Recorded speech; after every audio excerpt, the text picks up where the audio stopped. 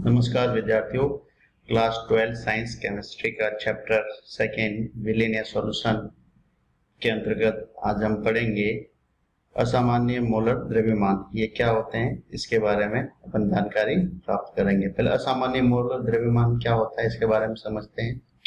असामान्य मोलर द्रव्यमान या एबनॉर्मल मोलर मासेज। ऊपर बताए गए अणुसंख्यीय गुण द्रव्य अनुपात के मध्य संबंध निम्नलिखित अनुमानों पर आधारित थे। पहला है विलयन तनु है तथा वह राउल के नियम का पालन करता है। दूसरा है विलयन में विलय का न तो वियोजन होता है न ही संगुणन होता है। इस आधार पे अपन पहले ज्ञात कर रहे थे विलयन के संबंध में। यदि तनु विलयन में विलय का वियोजन या संगुजन यानी वियोजन या डिसोसिएशन और संगुणन का मेथड एसोसिएशन होता है तो विलय का अनुभार उसके वास्तविक अनुभार से भिन्न आता है। इस अनुभार को असामान्य अनुभार कहते हैं। तो जब किसी तनु विलय में विलय का वियोजन या संगुणन होता है तो जो संगुणन होता है तो विलय का अनुभार उसके वास्तविक अनुभार से भिन्न आता है, यानी दोनों के वास्तविक अनुभार में अंतर होता है। इस अनुभार को असामान्य अनुभार कहते हैं। विलय अणुओं का वियोजन होने पर विलयन में विलय कणों यानी सॉलिड की संख्या बढ़ जाती है और संगुणन या एसोसिएशन होने पर विलय कणों की संख्या कम हो जाती है। इस कारण से विलयन में अणुसंख्यीय गुणों के प्रेक्षित मान यानी ऑब्जर्व मान सामान्य मानों से भिन्न आते हैं। ये प्रेक्षित मान असामान्य मान कहलाते हैं। ये जो प्रेक्षित मान होते हैं वो असामान्य मान कहलाते हैं। उदाहरणतः NaCl, CaCl2, AlCl3 आदि का 100% वियोजन मानने पर इनके 1 मोल से क्रमशः 2, 3, 4 मोल आयन उत्पन्न होते हैं। इसी कारण इनके अणुसंख्यीय गुणों के मान भी प्रभावित होते हैं। इनके अनुपात वास्तविकता से कम क्रमशः आधा, 1/3 व 1/4 आ जाता है। इस प्रकार एसिटिक अम्ल और बेंजोइक अम्ल बेंजीन में संगुणित हो जाते हैं और हाइड्रोजन बॉन्डिंग या हाइड्रोजन बंध द्वारा डाइमर या दिलक बनाते हैं।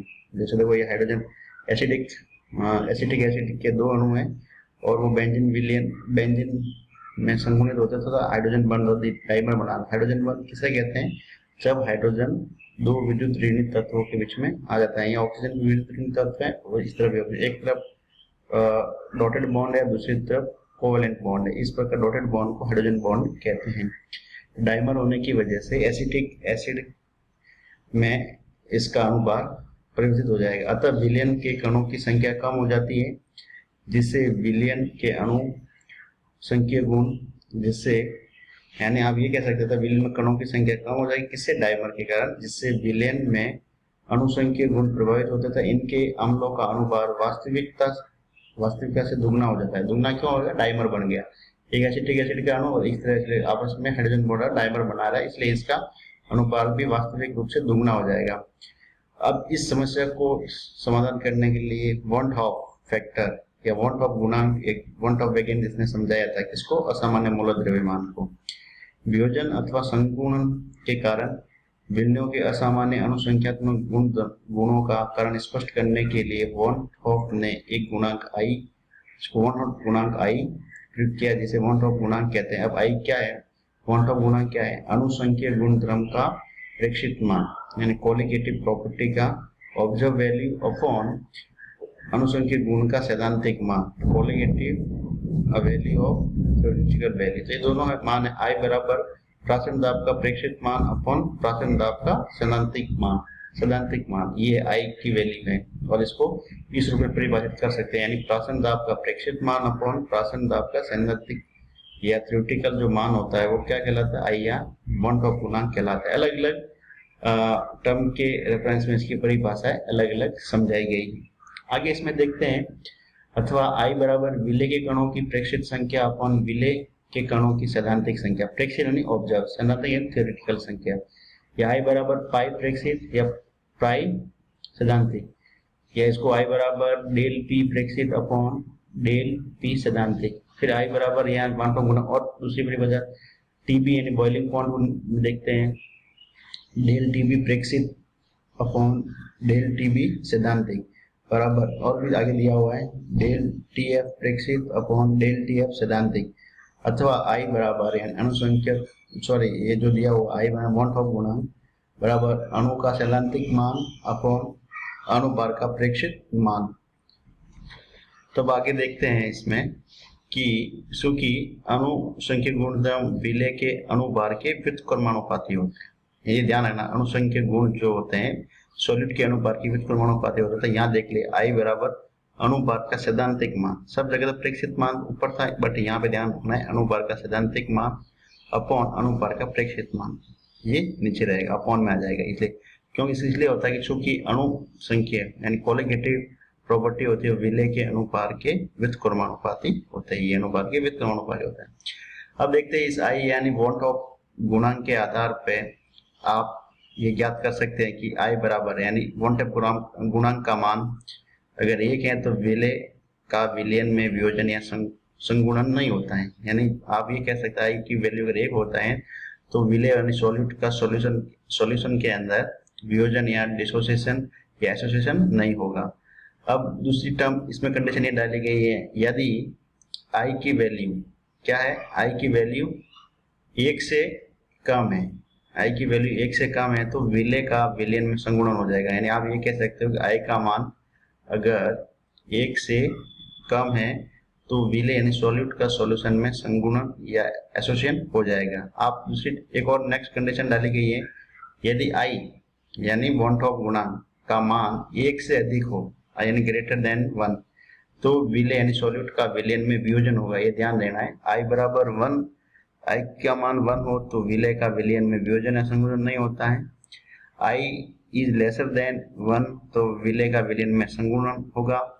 I का मान 1 से अधिक हो जाए, जैसे यहाँ पे देखो I का मान 1 से अधिक दिया गया तो विलय का विलयन में वियोजन या डिसोसिएशन हो जाएगा।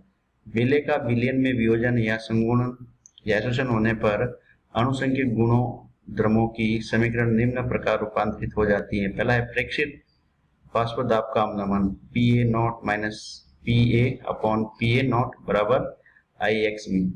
फिर दूसरा इसमें दिया हुआ है, पड़ा हुआ है तत्वांक में उन्नयन डेल TB बराबर I KBM, ठीक है। I यानी अभी I यहाँ पे भी I यहाँ पे क्या है, ये वॉन टॉप गुणांक का मान इसमें डाल दिया। फिर डेल TB बराबर I into KB into WB into 1000 upon MB WA। MB ये क्या है, जिसमें विलय के अनुभार है, ठीक है। और ये जो W है ये भी दिया हुआ था, ये सब पहले में समझाया गया है, ठीक है। फिर तीसरा है हिमांक में अवनमन डेल TF बराबर IKM, ठीक है। तो इसमें देखते हैं I यहाँ पे रख दिया डेल TF तो I into KF into WB into 1000 upon MB upon MA। A और B आपको ध्यान रहना है, जब A और B होता है ये विलय और विलय के रेफरेंस में अलग अलग दर्शाने के लिए A है वो विलय कप और B जब टर्म आते तो विलय का, ये ध्यान रहना। वो अनुभार है या भार है, दिया गया भार है, वो आपको समझना है क्वेश्चन के अनुसार। फिर चौथा इसमें एक समीकरण बनता है प्रसारण दाब पाई बराबर I N upon B RT, पाई बराबर I N अपॉन V को आप C लिख सकते हो C RT, पाई बराबर I, अब इसकी जगह आप लिख दिया VB RT upon MB into V। तो ये ध्यान देना है, इसके प्राचन दाब के भी बहुत सारे, तो पाई साधारण प्राचन दाब क्या होता है पाई बराबर CRT, बट यहाँ अपन क्या है अणुसंख्यक गुणधर्म के अंतर्गत असामान्य मूलक द्रव्यमान यानी I यानी वॉन टॉप गुणांक की बात आती है तो I को इसके साथ ऊपर गुणा कर रहे हैं, पाई बराबर I W B RT upon MB into V, ये दिया हुआ है।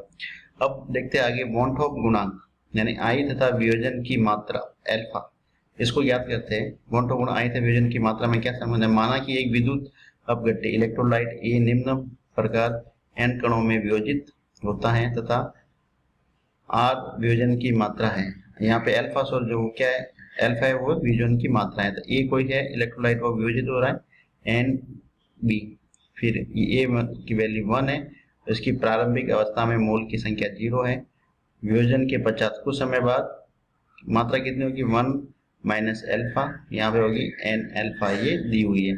तो वियोजन पर कुल कणों की संख्या बराबर 1 माइनस अल्फा प्लस ये Na।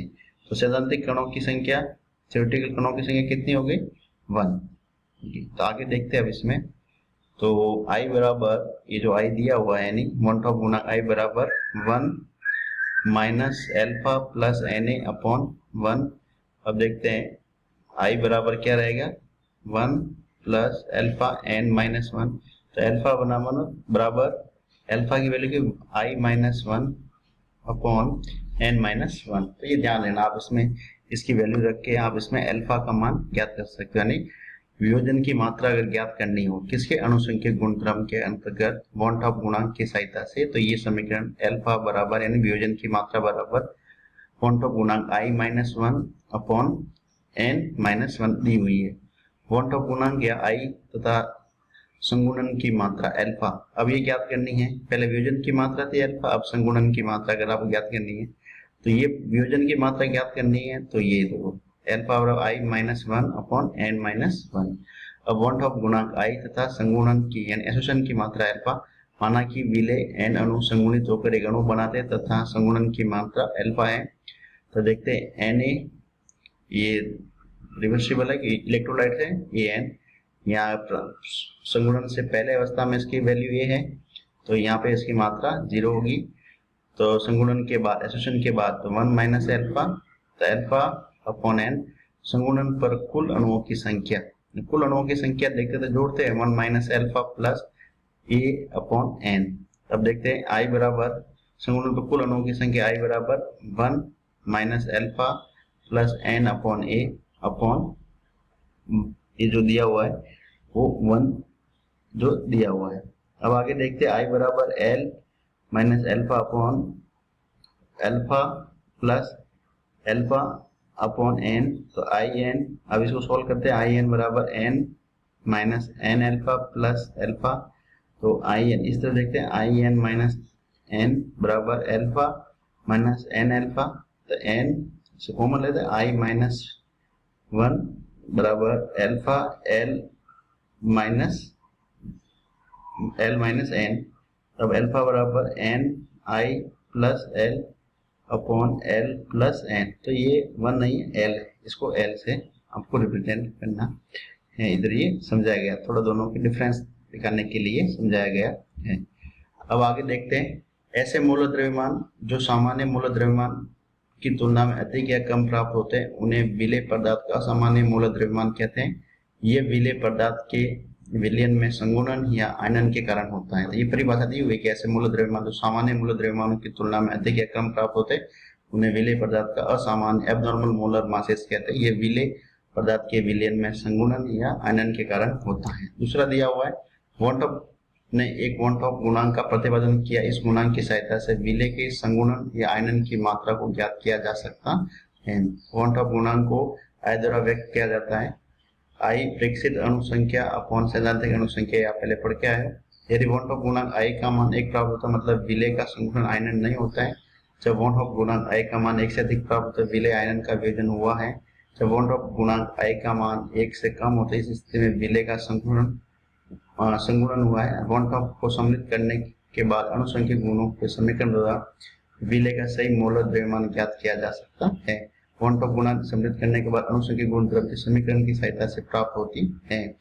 Del TV I K B into M, del T F I K F M, जब पाई बराबर I C R T, del P upon P A naught I V. इस समीकरण से सहायता भी von top गुणांक आप ये प्राप्त कर सकते हो। इसका मान वॉन टॉप गुणांक असामान्य मानों की व्याख्या करने के लिए वॉन टॉप ने एक नए गुणांक का समावेश किया जिसे वॉन टॉप गुणांक कहते हैं। इसे आई से प्रदर्शित करते हैं। विलेय के प्रेक्षित मोल तथा सैद्धांतिक मोलों के अनुपात को वॉन टॉप गुणांक कहते हैं। ध्यान देना, विलेय के प्रेक्षित मान और सैद्धांतिक मोलों के अनुपात को वॉन टॉप गुणांक कहते हैं।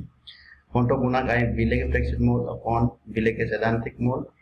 आई बराबर विलेय के प्रेक्षित अणु गुण संख्या गुण अपॉन विलेय के सैद्धांतिक अणुगुण जो होते हैं तो उनको गणितीय रूप में आई बराबर del P upon p one nought upon del p one nought t ये दिया हुआ है। तब आई बराबर डेल टी बी प्रेक्षित अपॉन डेल टी बी सैद्धांतिक ये दिया हुआ है। ये भी मैंने समझा। आई बराबर डेल टी एफ ऑब्जर्व, ओ का मतलब ऑब्जर्व, डेल टी एफ हाँ थ्योरेटिकल, आई बराबर पाई ऑब्जर्व अपॉन, तो ये दिया हुआ है। अणु संख्या गुण द्रव्यों के सभी मान विलेय के अणुभार के विरुद्ध कर्मानुपाती होते हैं। यदि अणु संख्या गुणों के सभी मान अणुभार के विरुद्ध कर्मानुपाती होते हैं। और